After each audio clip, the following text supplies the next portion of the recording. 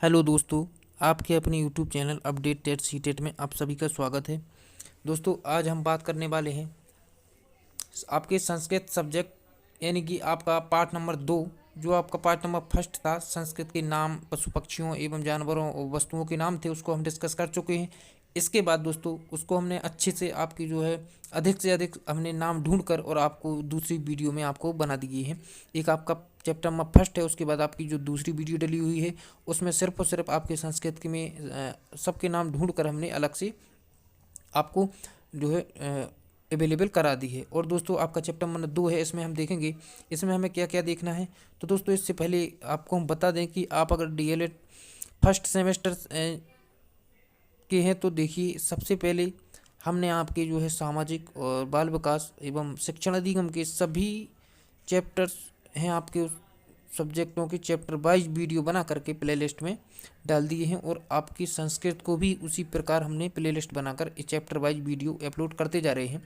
तो आप एक एक करके वीडियो को देख सकते हैं दोस्तों, और सब्सक्राइब नहीं किया है तो सब्सक्राइब कर सकते हैं और डीएलएड परिवार को आगे ले जा सकते हैं। इसके बाद देखिए, हम चलते हैं आपके संज्ञा, लिंग एवं वचन की जानकारी की ओर। तो दोस्तों करते हैं शुरू आपका पार्ट नंबर 2 जो कि संस्कृत सब्जेक्ट का। देखिए, सबसे पहले हम बात करेंगे संज्ञा। दोस्तों संज्ञा क्या है इसके बारे में बात करेंगे। तो दोस्तों आपको ध्यान रखना है, बच्चे आसपास को वस्तुओं, व्यक्तियों और पक्षियों के नाम की जानकारी होने से संज्ञा पूर्ण रूप से जुड़े होते हैं। देखिए, वस्तुओं, व्यक्तियों और पशु पक्षियों के नाम की जानकारी होने से संज्ञा पूर्ण रूप से जुड़े होते हैं, किंतु व्यवहारिक पक्ष के पूरी तरह अनभिज्ञ होते हैं। अतः उन व्याकरणिक पक्षों को आधार मानते हुए प्रशिक्षु संज्ञा समझ को विकसित करा सकता है। उसे कक्षा कक्ष में उपस्थिति सभी चीज़ों को बताकर बच्चों से बोलने को कह सकता है, जिससे उन्हें शब्द रूप देने में सफल हो सकते हैं। बहुत सी वस्तुएं, नाम, उस जगह का नाम, पशु पक्षियों के नाम का चित्र आदि बताकर संज्ञा को आत्मसात करा सकते हैं।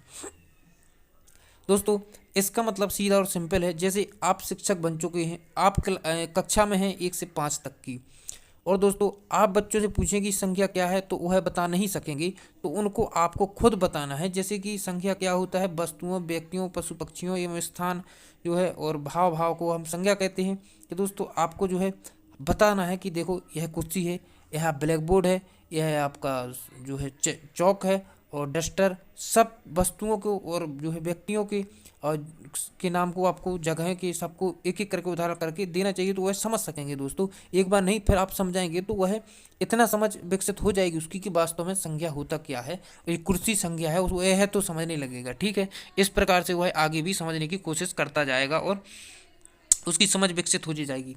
हम देखेंगे उद्देश्य, संज्ञा की समझ विकसित करना इसी प्रकार से कर सकते हैं। विभिन्न परिस्थितियों में संज्ञा के शब्दों को स्पष्ट करना और संज्ञा के माध्यम से बच्चों में संस्कृत का ज्ञान को बढ़ावा देना। संस्कृत में वाक् कौशल का विकास करना, संज्ञा के विविध रूपों में परिचित कराना। दोस्तों इस प्रकार से संज्ञा के विविध रूपों में हम एक एक करके बच्चे को सिखा सकेंगे। अब देखिए, शिक्षण विधियाँ और तरीके, आप किस प्रकार से उसको सिखा सकेंगे, उसकी विधियाँ देख लीजिए और तरीके, मेथड देख लीजिए। तो देखिए, बातचीत के द्वारा, वार्तालाप विधि द्वारा, चित्रों के द्वारा, प्रश्नोत्तर विधि द्वारा, दिनचर्या में आने वाले शब्दों के द्वारा, छोटे छोटे वाक्यों के द्वारा। यानी कि बातचीत के द्वारा मतलब आप आपस में बातचीत कर सकते हैं, वार्तालाप कर सकते हैं, या दोनों दो ग्रुप बनाकर बच्चों से वार्तालाप करवा सकते हैं। चित्रों यानी मॉडल पेपर चित्रों, चार्ट पेपर के द्वारा भी आप बच्चों को सिखा सकते हैं। और आप प्रश्न विधि यानी प्रश्नोत्तर विधि के अगर जनक पूछा जाए तो आप प्रस्तुत बता सकते हैं। देखिए, प्रश्नोत्तर विधि अगर अपनाई जाए तो आप प्रश्न करेंगे तो बच्चे उसका रिस्पॉन्स देंगे, जैसा ही वो कुछ ना कुछ बोलेंगे तो उनमें सीख विकसित होगी। इसके बाद दिनचर्या में आने वाले शब्दों के द्वारा, यानी दिन में आप जितने भी जो आमतौर पर भाषा जो शब्द यूज करते हैं उनके बारे में बताकर, उनको दोहरा कर, यानी कि आप उनको समझा कर, और छोटे छोटे वाक्यों के द्वारा, जो छोटे छोटे वाक्य उनको भी आप उनको सिखा सकते हैं, वह सीखने में रुचि ले सकता है। अब देखिए, वार्तालाप विधि, प्रशिक्षु संज्ञा समझ विकसित करने के लिए बच्चों में से वार्तालाप विधि अपनाएं और आसपास की वस्तुओं, जीव जंतुओं की संस्कृति के नाम पर विस्तृत चर्चा करें। जैसे ग्रह, गो और काक, कुकुर आदि। यानी कि देखिए दोस्तों, ग्रह का मतलब होगा घर, और गो का मतलब होगा गाय, काक का मतलब होगा कौआ, और कुकुराह का मतलब होगा इसका मतलब होगा, कुकुराह का मतलब कुत्ता या फिर कुकुरा या कुछ और होगा। फिर देखिए, चर्चा के दौरान बच्चों को कक्ष में उपलब्ध सामानों के बारे में चर्चा करते हुए बाह्य सामानों पर विस्तृत रूप से बातचीत करें, जिससे बच्चे उसमें रुचि लेते हुए आधिकारिक शब्दों पर खुद को बताने लगें। संज्ञा के व्यापक पक्ष को मजबूत करने के लिए वस्तुओं को वर्गीकरण करते हुए संज्ञा भेद को स्पष्ट किया जा सकता है। बच्चों से उनकी रुचि के अनुसार खेलों पर भी चर्चा करें। जैसे क्रिकेट के बारे में आप चर्चा कर सकते हैं, स्थान के बारे में, वस्तु के बारे में, नाम के बारे में, वाराणसी या ट्रॉफी या राम। इस प्रकार जो आप संज्ञा की संबंधित हैं संज्ञा से, उसको आप संज्ञा अपना टारगेट क्या है, अपना जो टारगेट है, अपना टारगेट है कि उसको संज्ञा को सिखाना। तो आप किस प्रकार संज्ञा सिखाएंगे, जो संज्ञा है उसको उदाहरण दे सकते हैं।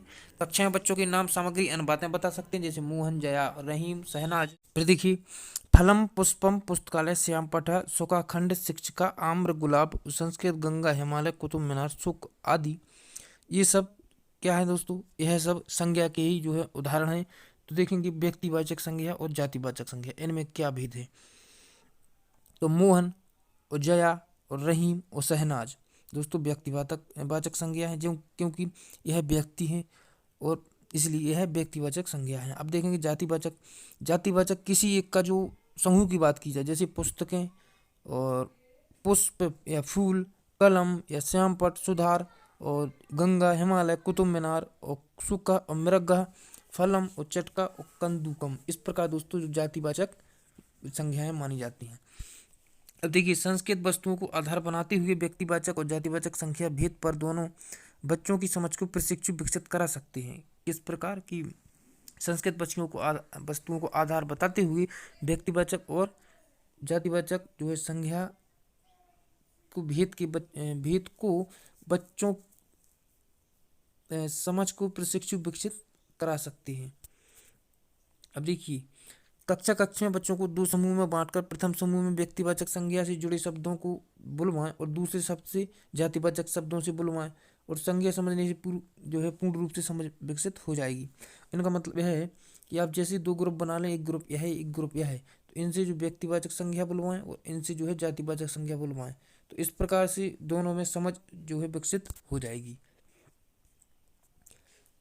देखिए, चित्रविधि द्वारा चित्रविधि से संज्ञा समझ एवं संज्ञा भेद को प्रभावी रूप से प्रशिक्षु बच्चे में विकसित कर सकता है। बच्चे चित्र को देखकर स्वाभाविक रूप से कुछ ना कुछ सोचने लगते हैं। प्रशिक्षु अपने मन में चल रही वस्तु से संबंधित चित्र विषय अभिव्यक्ति करने के लिए वातावरण तैयार करते हैं। उदाहरण तौर समझिए, जैसे आप जो है कहा माने कौवा का चित्र बना देते हैं, शेर का चित्र बना देते हैं और हाथी का चित्र बना देते हैं, तो अच्छे से वह समझ लेंगे। जैसे देखिए, पुष्प, फूल और जो है नकुल, नेबला और मच्छिदा, अजहा मतलब होता है आपका, अजहा होगा क्या, बकरी।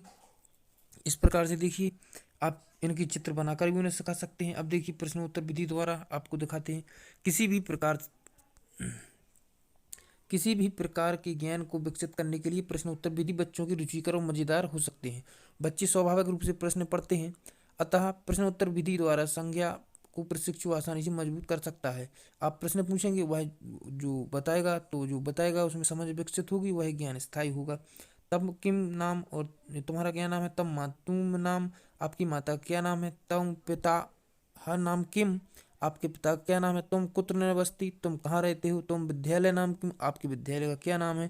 तो इस प्रकार से उसमें जो है वो समझेगा कि विद्यालय क्या है, संज्ञा है, और निवास कहाँ है, संज्ञा है, नाम जो है यह क्या है, संज्ञा है। यह भी हो सकता है कि छात्र उत्तर ना दे तो प्रशिक्षु स्वयं ध्यान दें कि राजेश कहकर उसे प्रश्नोत्तर विधि से जोड़ें। इस प्रकार प्रश्नोत्तर विधि के उत्तर में आई हुई राजेश, सीता, वाराणसी, प्राथमिक विद्यालय, चिरगांव जो है इत्यादि शब्दों से संज्ञा समझ विकसित किया जा सकता है। इस प्रकार परिचयात्मक प्रश्न कर प्रशिक्षु उसके दायरे को बढ़ते हुए संज्ञा से विस्तृत स्वरूप पर कार्य करते रहेंगे। प्रश्नोत्तर विधि से प्रशिक्षु बच्चों का समूह बनाकर पूछें और बाल सभा प्रतियोगिता के माध्यम से भी संज्ञा समझ विकसित की जा सकती है। तो दोस्तों, इनका यही मतलब है कि प्रश्नोत्तर विधि से प्रश्न पूछकर भी उनसे जो है किसी भी जो है टॉपिक को सिखाया जा सकता है, और जो है बाल सभा प्रतियोगिता के माध्यम से भी बच्चे सीख सकते हैं। अब देखिए, दिनचर्या में आने वाले शब्द। बच्चे दिन प्रतिदिन जिन कार्यों से दिनचर्या में आते हैं, बच्चे प्रतिदिन जिन कार्यों को दिनचर्या में हैं उन कार्यों के बारे में चर्चा करते हुए प्रशिक्षु संज्ञा के शब्दों को प्रभावी रूप से विकसित कर सकते हैं। इसमें प्रशिक्षु बच्चों से कार्यों के बारे में पूछेगा एवं उनके द्वारा बोले गए शब्दों को श्यामपट्ट पर लिखेगा, जैसे तद् तंत धावनम दुग्धम स्नानम वस्त्रम भोजनम विद्यालयम। यानी देखिए, दंत धावनम यानी दांतों को धोना, दुग्धम यानी दूध, और स्नानम माना नहाना, वस्त्र माने कपड़े, भोजनम माने भोजन, विद्यालय माने विद्यालय या स्कूल। अब देखिए, छोटे छोटे वाक्यों के द्वारा आप सिखा सकते हैं। छोटे छोटे वाक्यों द्वारा किस प्रकार क्रियाकलाप जो संस्कृत शब्दों का प्रयोग कर प्रशिक्षु स्वयं करेंगे। तदम धावनम करोति, रोज दांतों को साफ करना चाहिए। दुग्धम पिबामी, और रोज दूध को पीना चाहिए। वस्त्रम धारयामी, और रोज कपड़े पहनना चाहिए। पुस्तकम पठामी, और पुस्तकों को पढ़ना चाहिए। साकम खादनी, जो है साकम खादामी, और जो है स्वच्छ खाना चाहिए। चल चित्रम पश्यामी, चल चित्रम पश्यामी। देखिए, कलम अन्यास और पुस्तकम अन्यास जैसे शब्दों का प्रयोग करके आप संज्ञा के बारे में उनको बता सकते हैं। दूसरी विधि आपकी प्रोजेक्ट विधि। इसके माध्यम क्या है, यह इसके माध्यम से कैसे सीखते हैं। प्रशिक्षु आसपास की वस्तुएं एवं संज्ञा का वर्गीकरण कर शीर्षक पर उपशीर्षक का निर्माण कर और बच्चों में उसे स्वयं कार्य करने के लिए कराएं। यानी चार्ट बनाकर जातिवाचक संज्ञा, व्यक्तिवाचक संज्ञा, शीर्ष स्थान पर वाराणसी। इनका मतलब यही है कि जैसे प्रोजेक्ट विधि है, प्रोजेक्ट विधि है तो संख्या है जो उसका वर्गीकरण कर देंगे, वस्तुओं का अलग और संख्याओं का अलग और जातियों का अलग जो है। तो इस प्रकार से आप उसको सिखा सकते हैं। आप चार्ट बना दीजिए कि यह जो आपकी इसमें संज्ञा है वो होगी, और अलग एक बना दीजिए, जैसे इसमें जातिवाचक संज्ञा है तो इसमें व्यक्तिवाचक संज्ञा है, और इस प्रकार से आप उसमें सिखा सकते हैं। अब देखिए, प्रशिक्षु शीर्षक के अनुसार संख्या नामों की बच्चा से सूची बनवाएं। सूची में आए हुए नामों से छोटे छोटे वाक्य का निर्माण कराएं। उसे पृथक पृथक श्यामपट्ट पर लिखने को कहें। इस प्रकार बच्चे परिचित होकर उसके प्रति रुचि लेने लगेंगी। तो दोस्तों, यह विधि है सिखाने की, इसमें आप विधि को अपना सकते हैं। देखिए, अब मूल्यांकन क्या है। प्रशिक्षु समय समय पर आसपास की वस्तुओं और संज्ञा के नाम की जानकारियों पर मूल्यांकन करें। जैसे छांट कर खोजिए और लिखिए। कोई भी है, आसपास की अब वस्तुओं या संज्ञा दिखा सकते हैं, इनमें से संज्ञा पहचानो और लिखो यहाँ पे, और छांट कर लिखिए और पहचानिए। तो यह भी अच्छी विधि है। वस्तु पशु पक्षियों के नाम वर्गों में बांटकर खोजना और लिखना। आप कहेंगे कि इनमें से वस्तुओं के नाम अलग लिखिए, और जो है जानवरों के नाम, यहाँ पे जानवरों के नाम अलग लिखिए। तो इससे भी उसकी समझ विकसित हो जाएगी। जैसे देखिए, जी सुमेलन करना है। कोआ, कोआ किसको कहते हैं। बानर बालक किसको कहते हैं। कोआ काका को कहेंगे, और बेल कहेंगे वृषभाव को, और जो है बानर बानराहा को कहेंगे, कलम को कलम कहेंगे, और सॉरी कुंता नहीं, यहाँ कुत्ता होगा, तो यहाँ पे होगा कुकरा। तो इस प्रकार से आप उनसे जो कहेंगे कि इसमें, अब देखिए इसमें वो आप कहेंगे इसका चित्र बनाइए, अयम का यह क्या है, यह क्या है। इस प्रकार आप सिखा सकते हैं। दो समूह बांटकर चार्ट बनाइए। तो जातिवाचक की अलग बनाइए और व्यक्तिवाचक संज्ञा की अलग। तो आप इस प्रकार चार्ट बनाएंगे तो उनको जानकारी होगी। अब बात करेंगे दोस्तों हम लिंग क्या होता है। देखिए, बच्चे माता पिता दादा दादी चाचा चाची भैया दीदी इत्यादि परिवेश में व्यर्थ होने वाले शब्दों से लिंग का आंचलिक ज्ञान से परिचित होते हैं। साथ ही साथ परिवेश से माता कहती हैं, पिता कहते हैं, माता कहती हैं। देखिए यहाँ पे कहती हैं, और जो है पिता माता कहती हैं और पिता कहते हैं। तो यहीं से पता चलता है। देखिए, वाक्यों का प्रयोग करने से स्पष्ट है कि बच्चे लिंग की व्यवहारिक पक्ष को जानते हैं, किंतु लिंग के व्याकरणक स्वरूप एवं संस्कृत से जुड़े लिंग की समझ को विकसित करने के लिए स्त्रीलिंग पुल्लिंग और नपुंसकलिंग शब्दों का वर्गीकरण एवं क्रिया से उनके प्रयोग कराने से लिंग स्पष्ट हो जाता है। देखिए, इस प्रकार से उद्देश्य लिंग की समझ विकसित करना, भिन्न भिन्न परिस्थितियों में लिंग के भेदों को विकसित करना, संस्कृत में लिंग की वाक्य कौशल का प्रयोग करना। अब देखिए, विधि और तरीके कैसे पता लगाएं कि क्या है। तो बातचीत के द्वारा, वार्तालाप विधि द्वारा आप पता लगा सकते हैं। चित्रों के द्वारा, प्रश्नोत्तर विधि, छोटे छोटे वाक्यों द्वारा, प्रोजेक्ट विधि। तो ये सब जो मेथड हैं इनको अपन अपना सकते हैं। अब देखिए, वार्तालाप विधि, बातचीत के द्वारा लिंग का ज्ञान बताकर कर सकते हैं। बातचीत के द्वारा लिंग का ज्ञान बताकर कर सकते हैं। जैसे माता पिता और पुष्पम, इस प्रकार आप पता लगा सकते हैं कि ये को क्या है। अब देखिए, वर्गीकरण कैसे, जैसे स्त्रीलिंग है सीता राधा और ममता, पुल्लिंग है रमेश मोहन और सोहना, और नपुंसक यानी कि पुष्पम कलम और पत्रम। इस प्रकार देखिए चित्रों के द्वारा चित्र विधि से लिंग भेद को स्थायी रूप से प्रशिक्षु बच्चों में विकसित कर सकता है, और बच्चे चित्र में बने लिंगों को देखकर तुरंत जो है उसका उत्तर देने लगेंगे, और इस प्रकार वातावरण सृजन की लिंग स्पष्टता स्वतः हो जाएगी। जैसे स्त्री पुरुष का चित्र और लड़की बालिका का चित्र, पुरुष का चित्र, तो इसमें से आप उनसे कहेंगे कि बताइए इसमें से स्त्री चित्र है जो वह क्या है, और लड़की का चित्र क्या है, पुरुष का चित्र क्या है, स्त्रीलिंग या नपुंसक या पुल्लिंग है। इस प्रकार से देखिए इसको भी आप समझा सकते हैं। प्रश्नोत्तर विधि, इस विधि का प्रयोग कर प्रशिक्षु ने स्वाभाविक रूप से लिंग के स्पष्ट कर सकता है। जैसे चित्र दिखाकर, तो आप उसको चित्र दिखाएंगे कि यह बालक का चित्र है, तो बताइए यह क्या है, तो वह बताएगा कि यह स्त्रीलिंग है या जो भी है।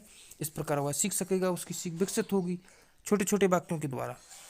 तो दोस्तों इस प्रकार जैसे विकसित, तो विकसित क्या होता है, कलम या पुष्पम, तो दोस्तों पुष्पम विकसित होता है। असी छात्रा क्या है, तो इसमें छात्रा, असी तो इसमें बालिका। तीन समूह बनाकर प्रत्येक समूह से तीनों लिंगों के एक एक शब्द पूछकर उससे संबंधित बात करेंगे। जैसे एक समूह बच्चों का ले लिया, जो है 8-10 बच्चे या 5-6 बच्चे इसमें ले लिए, इसमें ले लिए। तो दोस्तों तीनों लिंगों के एक एक शब्द पूछिए। जैसे राम और सीता पुष्पम, यह है जो राम है वो है वो क्या, अरे क्या कहते उसको, हाँ राम हो गया पुल्लिंग, और सीता स्त्रीलिंग, पुष्पम है आप जो नपुंसक लिंग। तो इनसे पूछेंगे कि राम क्या है और किस में आएंगे, और इसने पूछेगी सीता के बारे में, इनसे पूछेगी पुष्पम के बारे में, और कहेंगे कि जो भी हम पूछें तो आप तीनों लोगों को, तीनों समूहों को सुनना है ध्यान से। तो जो इनसे पूछे जाएंगे वो यह भी सुनेंगे, यह भी सुनेंगे, जो इनसे पूछे जाएंगे वो सब सुनेंगे। तो इनको इस प्रकार की समझ विकसित होगी। देखिए क्रिया, क्रिया के साथ प्रयोग करके लिंग को स्पष्ट किया जा सकता है। जैसे स्त्रीलिंग पुल्लिंग स्त्रीलिंग, यानी प्रयोग कराकर और प्रयोग कराकर, इसी प्रकार के प्रयोग करेंगे तो वह जो है समझ विकसित जरूर होगी। अब देखेंगे हम प्रोजेक्ट विधि। प्रशिक्षु लिंगों का वर्गीकरण कर चित्र निर्माण करा सकते हैं। प्रशिक्षु स्वयं चित्र बनाएं और बच्चों से करवाएं। बच्चों के 3 समूह बनाकर एक समूह पुल्लिंग के साथ कक्षा में जितने बालक हैं कि दूसरा समूह स्त्रीलिंग कक्षा में जितनी बालिका हैं वे तीसरा समूह नपुंसक की कक्षा में टंगी जैसी हुई सामग्री सब नपुंसक। इस प्रकार से आप जो है प्रयोग के द्वारा, जैसे राम आदि सीता आदि पुष्पम आदि। तो दोस्तों इस प्रकार आप खुद करा सकते हैं, समझदार हैं। मूल्यांकन देखिए, प्रशिक्षु समय समय पर बीच में मूल्यांकन कर उनको स्पष्ट करा सकते हैं। जैसे बच्चे उसे रुचिकर ढंग से करने के लिए प्रेरित हो जाएंगे। जैसे उचित विकल्प छांटिए, पुष्पम मित्रम और चक्रे पवंती विक्षम। जैसे अ, क्या पुष्पम क्या होता है, विकसित होता है। मित्रम क्या होते हैं, गच्छति। पतंती या चक्रे, चक्र क्या है, घूमता है, तो भ्रमता है। या चक्र जाता तो है नहीं कहीं, मित्र कभी पतता तो है नहीं। और पुष्प है जो वह कभी पतंती, वह भी तो नहीं पड़ता। रिक्त स्थानों की पूर्ति कीजिए। पुल्लिंग क्या है, तो आप इसमें लिखेंगे बालक। अब स्त्रीलिंग क्या है, तो उसमें आपको लिखाना पड़ेगा क्या है, तो रमा या किसी का नाम राधा। या नपुंसक लिंग फल पुष्प पेन। देखिए सुमेलन कीजिए, इसमें आपको वो सुमेलन करने के दिए। पेड़ क्या है, तो यह वृक्ष होगा। कलम क्या है, तो कलमा होगी। और चश्मा क्या है, उपनेत्रम। और जो है कलम, कलमनम। और जो है रमेश, रमेश क्या होगा, रमेश रमेशा होगा। इस प्रकार से आप उसमें समझ विकसित और जो है उनके बारे में बता सकते हैं। देखिए स्त्रीलिंग क्या है, पुल्लिंग क्या है, और स्त्रीलिंग पुल्लिंग, यानी कि सहा और साहा, स्त्री पुरुष, छात्रा छात्रा। देखिए सहा सा स्त्री पुरुष, यानी कि उनमें यह बताएं आपकी स्त्री होती है वह स्त्रीलिंग में जाएंगी, पुरुष होते हैं वह पुल्लिंग में जाएंगे। नपुंसक इनका मतलब जो स्त्री पुरुष नहीं है वो जो नपुंसक होगा। अब देखिए वचन, परिवेश से ही बच्चों को 1 या 2 3 4 संख्याओं के ज्ञान प्राप्त होता है। इन संख्याओं का बोध कराने के व्याकरण के शब्दों से बच्चों को जोड़कर उनको वचन की समझ का विकसित किया जा सकता है। बच्चे अपने दैनिक जीवन में वचन का प्रयोग करते हैं। प्रशिक्षु किसी एक वस्तु को दिखाकर एक वचन, 2 वस्तुओं को दिखाकर द्विवचन और तथा बहुत सी वस्तुओं को दिखाकर बहुवचन का प्रयोग करा सकते हैं। किसी संज्ञा का सर्वनाम की संज्ञा का बोध वचन द्वारा होता है। देखिए वचन की समझ विकसित करना, भिन्न भिन्न परिस्थितियों में वचन की दक्षता विकसित करना, और जो है संस्कृत में वचन का वाक्य बोध कराना। देखिए बातचीत द्वारा आप वचन सिखा सकते हैं, और चित्र विधि द्वारा सिखा सकते हैं, प्रश्नोत्तर विधि द्वारा, छोटे छोटे वाक्य, प्रोजेक्ट विधि। दोस्तों इसी प्रकार देखिए प्रशिक्षु वार्तालाप विधि को अपनाकर अपने वचन की समझ को विकसित करने में मदद करता है। उसके संस्कृत व हिंदी के वचनों को कक्षा में प्रयोग कर बच्चों से स्पष्ट करा सकता है, जैसे एकः, द्वि, बहवः, एक वचन, द्विवचन और बहुवचन। दोस्तों आपकी हिंदी की बात करें तो एक वचन और बहुवचन होते हैं, और जो संस्कृत की बात करें तो इसमें 3 वचन होते हैं। चित्रलिपि द्वारा कैसे सिखाएंगे आप? वचन को स्पष्ट करने के लिए चित्र विधि सबसे उपयुक्त विधि है। इस प्रकार आप 1 लिखेंगे, 2 लिखेंगे, 3 लिखेंगे, मतलब आप कहेंगे इसमें 1 कौवा है और इसमें 2 कौवे हैं और इसमें इसमें बिला जो बहुत सारे हैं, तो उनसे पूछेंगे तो उसको सिखाएंगे कि दोस्तों इसमें 1 है बच्चे तो इसको एक वचन मानेंगे, इसमें 2 हैं तो इसमें द्विवचन, इसमें अधिक हैं तो इसमें इसको हम क्या मानेंगे? बहुवचन। देखिए इस प्रकार आप इसको सिखा सकेंगे। हम देखेंगे अब प्रश्न उत्तर विधि। देखिए प्रश्न पूछकर यानी कि वचन की समझ को विकसित करने के लिए प्रश्न उत्तर विधि अपनाएंगे। जैसे उनसे पूछेंगे फलान जो है क्या है, इसमें कति फलानी और कहा गच्छत, इस प्रकार देखिए वह समझेगा। अब छोटे छोटे वाक्यों के द्वारा सीखेंगे, जैसे संज्ञा क्या है और सर्वनाम, साहा मतलब वह है, सर्वनाम में जाएगा, बाल का अब संज्ञा है, संज्ञा और सर्वनाम। इस प्रकार देखिए जो छोटे छोटे वाक्यों के द्वारा उसको समझाएंगे कि एक वचन या बहुवचन क्या है। तो वह पढ़ता है तो एक वचन है, बाल का पढ़ती है यानी तो बाल का क्या है? एक वचन है। पत्रम है अगर बात की जाए पत्रम की तो यह नपुंसक में जाएगा। प्रोजेक्ट विधि, इस चित्र में बनी हुई चीज़ों को अलग अलग जो है गाने, एक दो अनेक की संख्या आधार पर इन शब्दों को लिखो और प्रशिक्षु इसे वर्गीकृत करें। तो इन्हें दोस्तों इस प्रकार देखिए प्रोजेक्ट के द्वारा भी आप समझ सकते हैं। कलम कितनी है? इसमें 1 है, इसमें 2 है, इसमें बहुत सारी हैं, तो इसमें आप समझ सकते हैं। देखिए चार्ट बनाकर भी समझ सकते हैं आप। अब देखिए इसमें इसमें सही गलत क्या है, आप इसको जैसे देखिए इसमें आप मूल्यांकन कर देख सकते हैं, इसमें रिक्त स्थान की पूर्ति कर सकते हैं। इसमें सुमेलिन बालक हस्ती छात्रों पढ़ता और ते अश्व धावंती, तो इसमें क्या होगा? बालक हस्ती एक वचन होगा, द्विवचन होगा और जी बहुवचन होगा। इस प्रकार से आपका चैप्टर फिनिश होता है। अब आपका चैप्टर है 3 संज्ञा सर्वनाम शब्दों के सभी व्यक्तियों एवं वचनों के नाम। तो दोस्तों इसको भी हम अच्छी तरीक़ा से पढ़ेंगे, आपको सिखाएंगे। तो दोस्तों हम इसको भी प्लेलिस्ट बना देते हैं आपकी, तो उसको देख लीजिएगा। Thank you to all of you.